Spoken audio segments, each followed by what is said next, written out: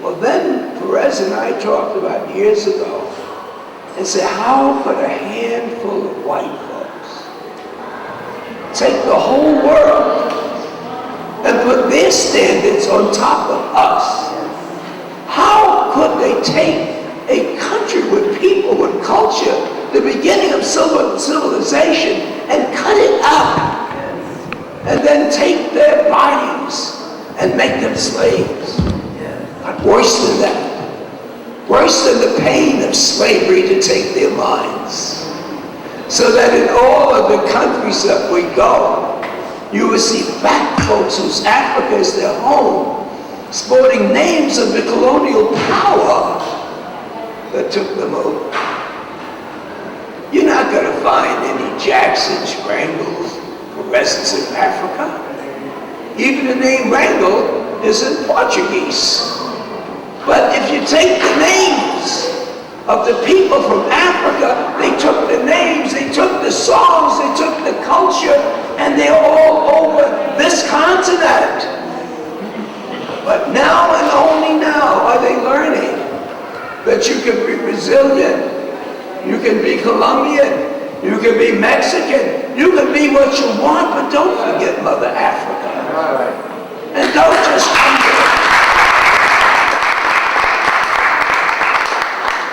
one thing to wear the garments, but they told me in a hurry, Wrangle, we don't need your praise, we need your help. And that's why I got the trade bill out, the Caribbean bill out, so that we have trade and exchange and investment. And so as we move to be rapidly, let us get our education and let our children know, and let our educators know, you don't forget a continent of people. And as we come here, we should learn about who we are. It makes us stronger as a person. So this is one of the most exciting visits I've had. I'm so sorry it's on the campaign trail.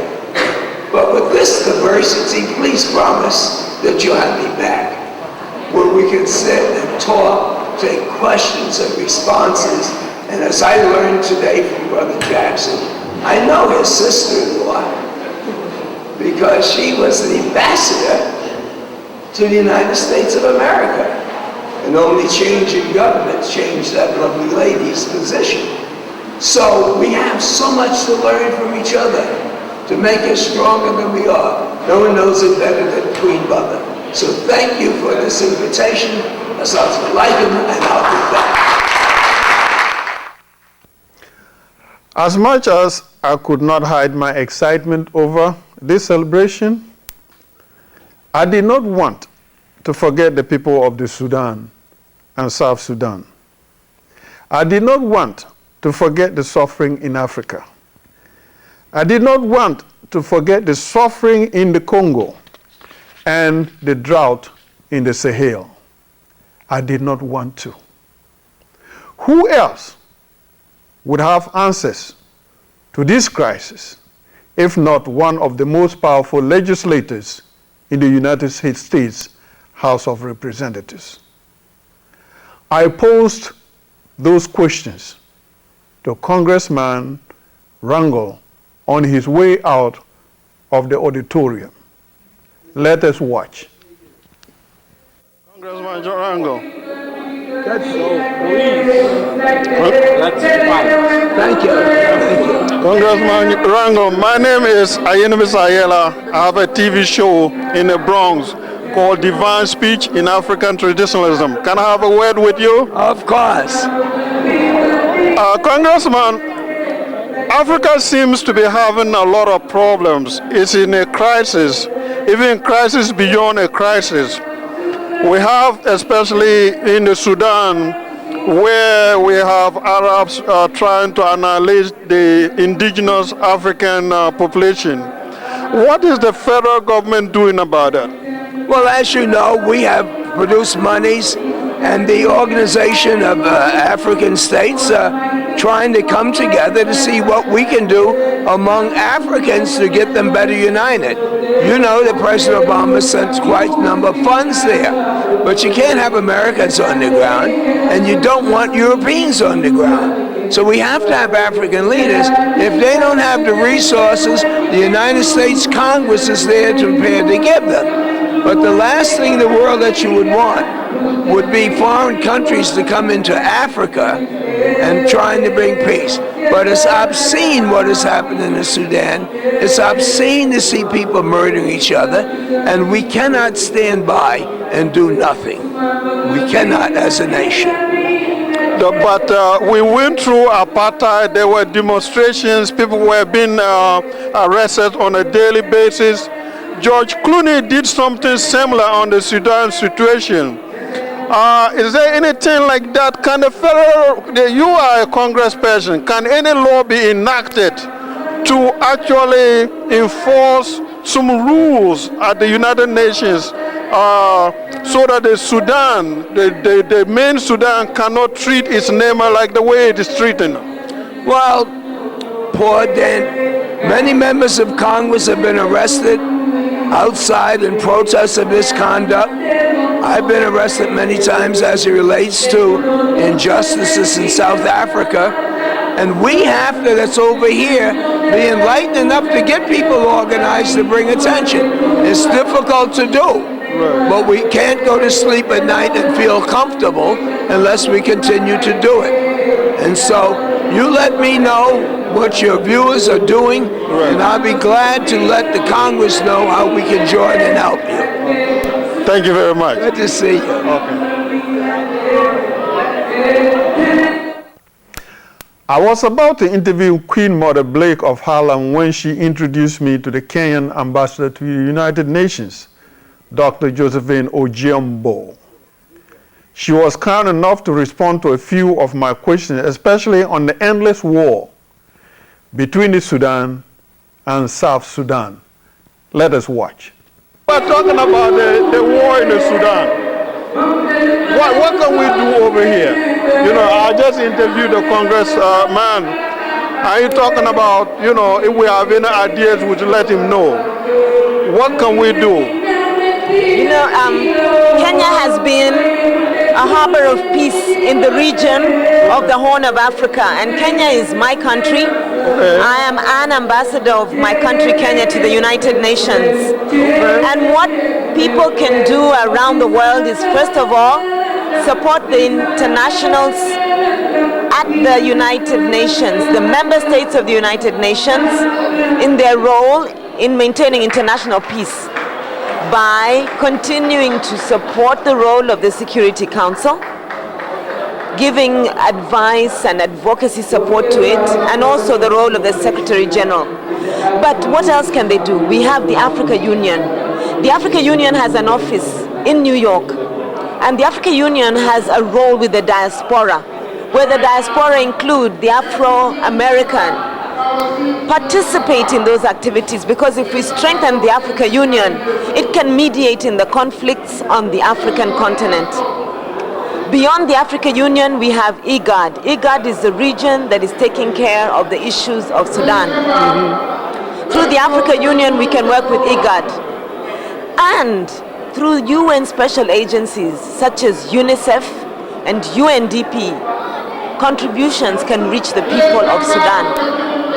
That's the first thing we should do, help them get from crisis to normalcy by giving support to those agencies that are on the ground.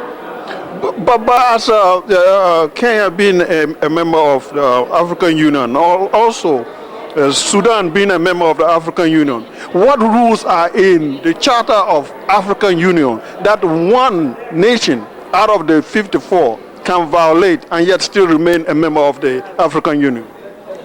The matter of Sudan is a little more complex than that. Mm-hmm. And so without going into what I might say would be finger pointing right now, we must discuss the present. And the present is that people are losing their lives, property is being destroyed, and as a result, the economy of both countries is at a standstill, it's not growing.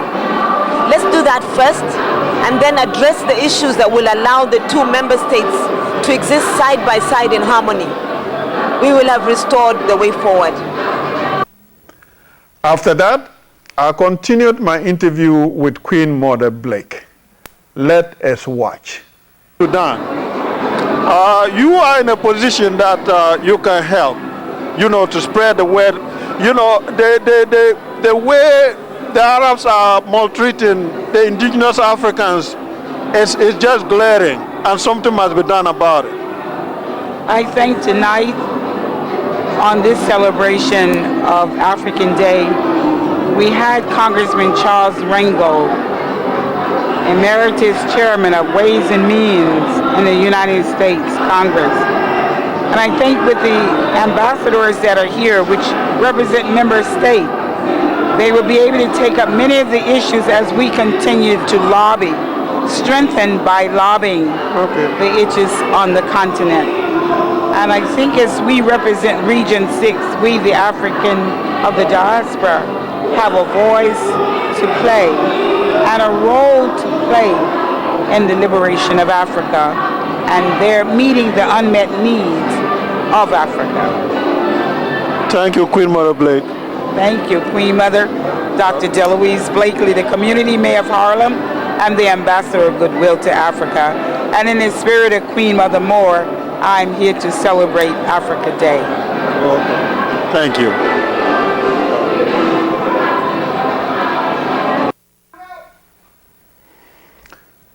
Africa Day celebration reached a crescendo when the Budari dance company climbed on the stage. Who are these people?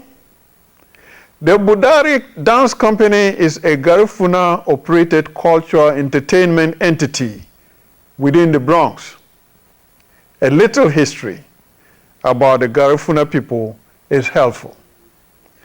The Garifuna people are currently located in Central America, spread across Belize, Guatemala, Honduras, and Nicaragua. Their presence in the Bronx is well established.